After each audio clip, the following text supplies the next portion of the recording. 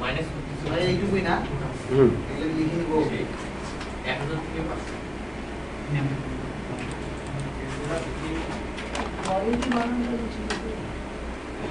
QUA QUA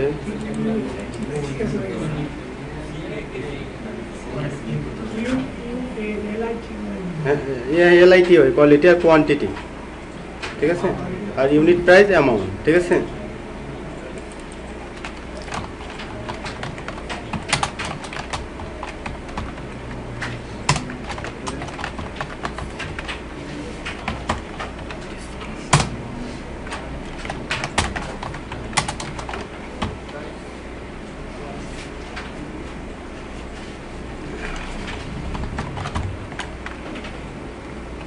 তাহলে এটা আপনারা করতে পারবেন না, খাতায় লিখে নিতে পারেন আপনারা, ঠিক আছে। হ্যাঁ কোয়ান্টিটি আমি একটু পরে বলতেছি, আপনাদের লেখা শেষ হলে। এখন আমি আপনাদের প্রথমে আপনার সিরিয়াল নাম্বার লিখছেন না, সিরিয়াল নাম্বার লিখছেন আপনারা। আসলে আমরা আসলে এখানে আমি আপনার কথা বলি, কথাটা আগে শোনেন। আপনারা যখন আসলে সিরিয়াল নাম্বারটা লিখবেন, সিরিয়াল নাম্বারটা আমরা কেন দেই, আসলে আপনি কয়টা প্রোডাক্ট মানে কিনলেন, এটা হলো সিরিয়াল নাম্বার। এটা হলো কি বলেন তো, সিরিয়াল নাম্বার। আর এটা হলো প্রোডাক্ট নেম, আপনি কি কি প্রোডাক্ট আসলে কি ক্রয় করবেন, ঠিক আছে। আর এটা হলো কোয়ালিটি, আসলে পণ্যটা যে কোয়ালিটি, প্রত্যেকটা পণ্যের কিন্তু একটা করে কোয়ালিটি থাকে।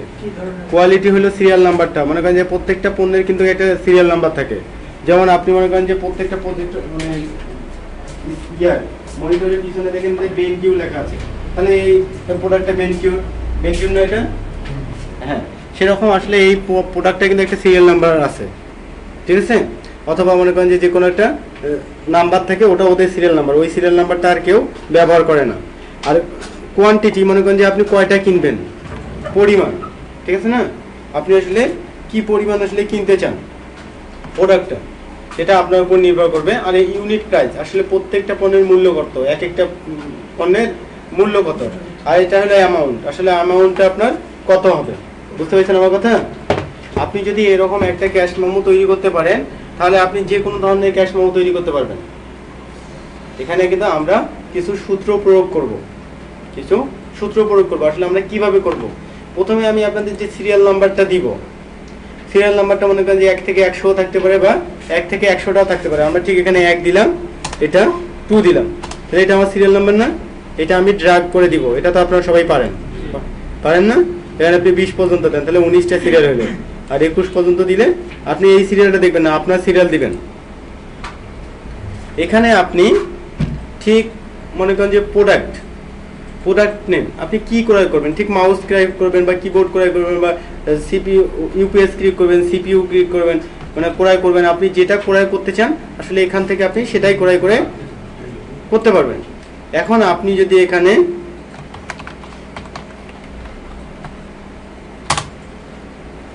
তা মাউস ক্রয় করবেন, ঠিক আছে না, তাহলে আমি এখানে মাউস লিখলাম।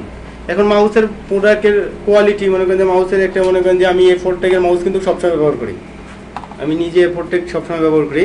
এখন আপনি যদি A4 টেকের কিন্তু একটা সিরিয়াল নাম্বার থাকে আপনার পিছনে বা সামনে যে কোনো একটা, যেমন এখানে একটা সিরিয়াল নাম্বার আছে, এটা হলো 1511, ঠিক আছে।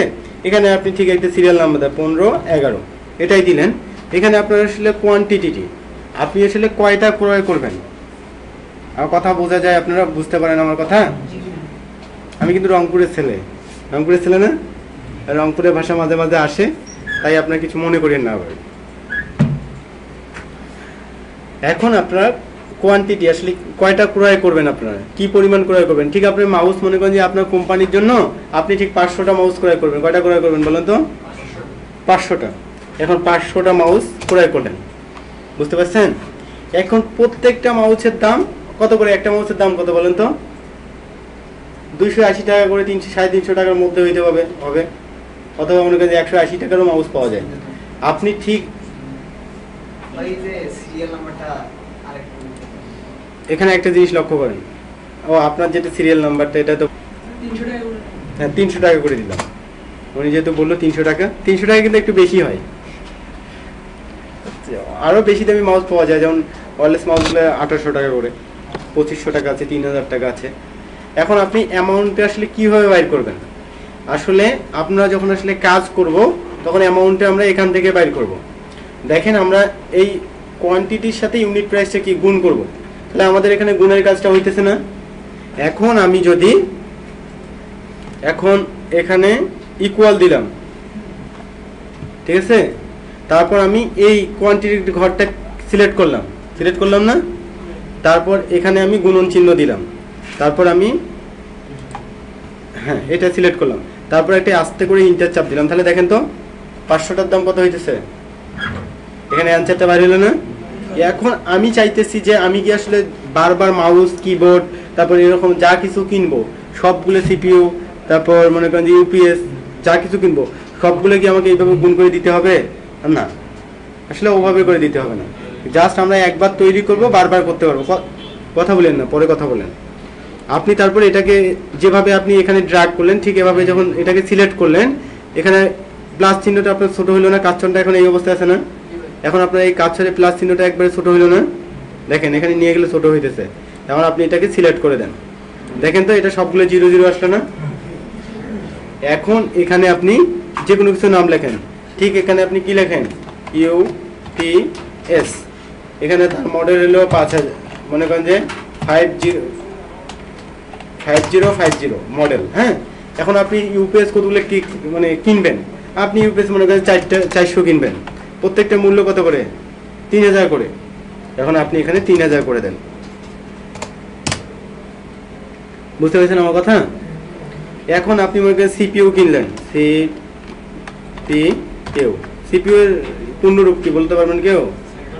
Central processing unit. এটা কি করে? খায় না মাথায় দেয়? কি প্রসেস করে? হ্যাঁ বলেন। প্রসেসর এখান থেকে কে দেখছেন? প্রসেসর কম্পিউটারের ভিতরে যে একটা প্রসেসর আছে এটা দেখছেন আপনাদের? কম্পিউটার প্রাণ কেন্দ্র বলা হয় থাকে। হ্যাঁ, হার্টবিট দেখছেন, প্রসেসর দেখছেন আপনারা সবাই? না দেখলে প্রসেসরটা, ওটাই তো বলতেছি, প্রসেসর আর সিপিইউতে ওখান থেকেই তো তথ্য প্রক্রিয়া করে না। তাই বলতেছি আপনার প্রসেসরের আসলে প্রসেসরটা দেখবেন, নেটে যদি প্রসেসরের ইমেজ দেওয়া আছে অনেকগুলো, সার্চ দিয়ে দেখবেন। এখন আপনারা মানে চিন্তা করলেন যে আমি সিপিইউ মানে তো সেন্ট্রাল প্রসেসিং ইউনিট, আসলে সেটা তো প্রসেসর। আসলে প্রসেসরটা কি এটাই দেখেন নাই আপনি। কেমন হলো না? বলে মিষ্টি কি, মিষ্টি তো খাওয়া যায়, কি কেমন লাগে? মিষ্টি লাগে, কিন্তু খাই নাই ভাই, কেমন না একটা। তাহলে এখানে আপনার সিপিইউ এর মডেলটা 2020, এটা মডেল, এটা দিলেন, এটা আপনি মনে করেন যে ক্রয় করবেন মনে করেন যে 300, এটা মূল্য একটু বেশি তাই কম, এটা মূল্য কত করে দিব?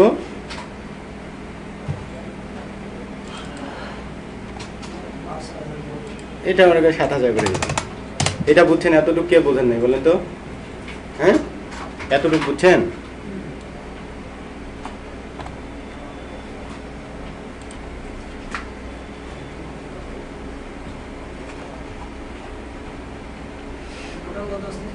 এখানে আমি টোটালটা যেভাবে করব, আমি কিন্তু এখানে আগে টোটাল অ্যামাউন্টে লিখছিলাম। হ্যাঁ, এখানে আপনি ঠিক টোটাল TOTAL টোটাল, টোটাল অ্যামাউন্টে লিখলেন না আপনি? এভাবে টোটাল অ্যামাউন্টে লিখলেন না? এখানে আপনি ডিসকাউন্টে লিখবেন, ডিসকাউন্ট, আর এখানে লিখলেন আপনি নিট অ্যামাউন্ট।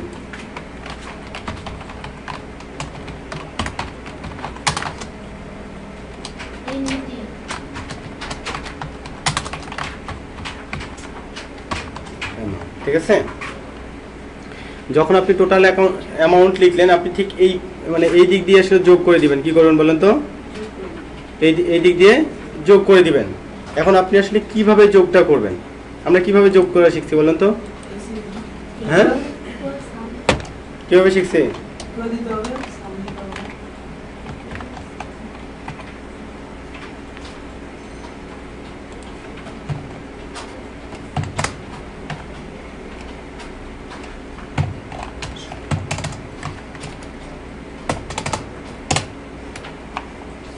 এটা কে কে বোঝেন নাই বলেন তো? বুঝছেন সবাই এটা? এখন আমরা যদি টোটাল করতে চাই কিভাবে করতে হয় আমাদের? হ্যাঁ, ইকুয়াল SUM সাম, ফার্স্ট ব্র্যাকেট শিফট, তারপর এটা থেকে এটা সিলেক্ট। এতটুক কে বোঝেন নাই? বুঝছেন সবাই? এতটুকু বুঝছেন সবাই? এটা কিভাবে করলাম? তাহলে আমরা এই দিক দিয়ে আসলে যোগ করে দিলাম। এখন আমি এখানে একটা ডিসকাউন্ট নামে একটা অপশন লিখছি, ডিসকাউন্ট নামে একটা অপশন লিখছি না? যদি আমরা আসলে ডিসকাউন্ট নামে আসলে আমরা যে কোনো পণ্য যদি আসলে ক্রয় করতে চাই তার উপরে আমাদের ডিসকাউন্ট দেয় না কোম্পানি? এখন যেহেতু আমরা এখানে অনেকগুলো টাকার পণ্য কিনলাম, অনেকগুলো টাকার পণ্য কিনলাম না, সেহেতু যদি আপনার 2% কমিশন দেয় বা 2% আপনাকে ডিসকাউন্ট দেয়, তাহলে তবু অনেক টাকা হবে না? আসলে আমরা ডিসকাউন্ট আসলে কিভাবে বাইর করি? এমন গণিতে যদি বাইর করি, হ্যাঁ কত ইনটু দিয়ে পার্সেন্টেজ না যত হবে। আমরা যদি একটু গণিতে ভালো পারি তাহলে এক্সেলে কিন্তু ভালো কাজ করতে পারবো। এই তাহলে আমরা যদি ইকুয়াল চাপি, ইকুয়াল চাপলাম না, এখন তারপর আমরা এটাতে ক্লিক করলাম, তারপর গুণন চাপলাম। এখন আমরা কত পার্সেন্ট দিব? 10%। কোম্পানি আপনাকে 10% দিবে? 10% জীবনে দিবে না। দিবে বলেন তো?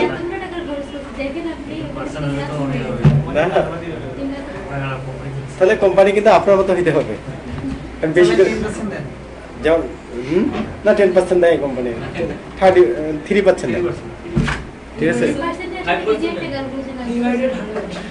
তারপর ডিভাইডেড 100, উনি যেটা বললো ডিভাইডেড 100, উনি যদি মনে করেন যে 100 দিয়ে ভাগ দেয় সেটাও হবে, অথবা আমরা এখান থেকে শিফট চেপে ধরে 5 চাপলে ডাইরেক্ট পার্সেন্টেজ আসবে। দেখছেন সবাই পার্সেন্টেজ? আমরা যদি ইনচার্জ চাপি তাহলে এটা হলো আপনার এটা টাকা, দেখছেন 3% হলে কত টাকা আসে? হ্যাঁ 1,06,500 টাকা। তাহলে আপনার যদি 3% দেয় তাহলে 1 লাখ টাকা আসে। তাহলে দেখছেন যারা না, আপনি যখন আসলে বড় বড় কোম্পানির দিকে তাকাবেন, বড় বড় কোম্পানি যেগুলো আছে, আপনি ইউএসএ কোম্পানির দিকে তাকান, আসলে ওরা কিন্তু একটা গাড়িকে আসলে নিজের খেলনার জিনিসের মতো ব্যবহার করে। আপনারা জানেন কিনা সেটা জানি না। যে কোনো লোক যদি বাইরের দেশে থাকছে, আমাদের এখান থেকে যায়, যে ওখানে থাকে, যে কোনো মনে করেন যে একটা গাড়ি ওরা 3 থেকে 4 মাস এর বেশি ব্যবহার করে না, আবার চেঞ্জ করে। শোরুমে যায় আর কোনটা গাড়ি লাগবে এরকম। আর এটা তো ওদের কাছে সামান্য ব্যাপার। আপনার রংপুরে সামান্য যে দোকানগুলো, আইটি দোকানগুলো আছে, ওদের সাথে কথা বলি দেখেন, না সুপার মার্কেটের দোকানের দিকে তাকান, যে কোনো দোকানদার সুপার মার্কেটের যে কোনো দোকানে পার ডে সর্বনিম্ন 30 থেকে 40,000 টাকা বেচা কিনা হয়, সর্বনিম্ন এটা। কারণ যদি তারা 30 থেকে 40,000 বা 50,000 টাকা বিক্রি করতে না পারে, তাহলে আপনার সাথে মার্কেটে টিকতে পারবে না। কারণ একটা দোকান ভাড়ায় 40,000 টাকা মাসে দিতে হয়।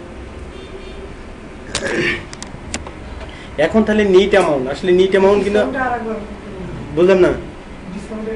ও ডিসকাউন্টটা আরেকবার না? তাহলে আমরা যে ডিসকাউন্টটা কিভাবে করব?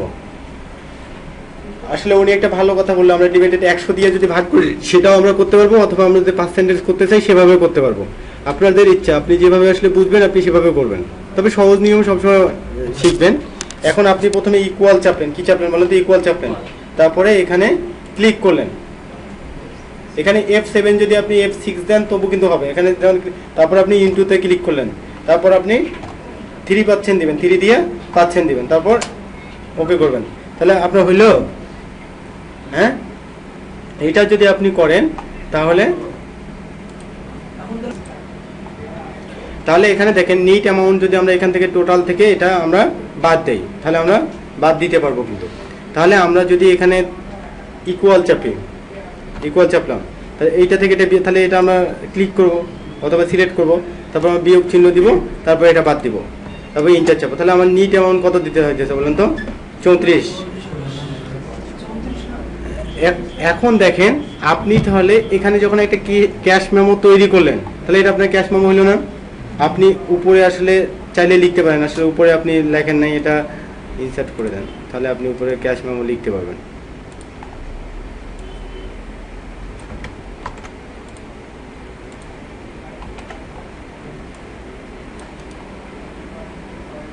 মার্সেলটা আজকে থাক, আজকে দেখাবো মার্সেলটা। আজকে বেশি জায়গায় ফাঁকা জায়গাটা আমি করলাম, আপনারা দেখেন নাই। হ্যাঁ, মাইক্রোসফট ওয়ার্ড ক্যাশ মেমো। মার্সেল এক্সেল। তাহলে আপনারা যদি এভাবে ক্যাশ মেমো তৈরি করতে চান তাহলে আপনারা তৈরি করতে পারবেন। তাহলে আমাদের ক্যাশ মেমো একটা তৈরি হলো না? হ্যাঁ, এখন যদি আমরা একটা ক্যাশ মেমো তৈরি করতে চাই তাহলে কিভাবে তৈরি করবো, পারবেন সবাই?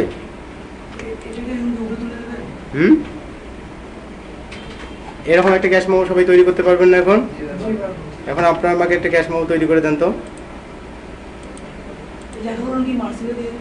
না না, মার্সেল করার কোনো কিছু দরকার নেই। আমি যে ক্যাশ মেমোটা যেভাবে তৈরি করলাম আপনারা ঠিক এভাবেই ক্যাশ মেমো তৈরি করবেন। তাহলে ক্যাশ মেমো তৈরি করা সোজা না কঠিন বলেন তো?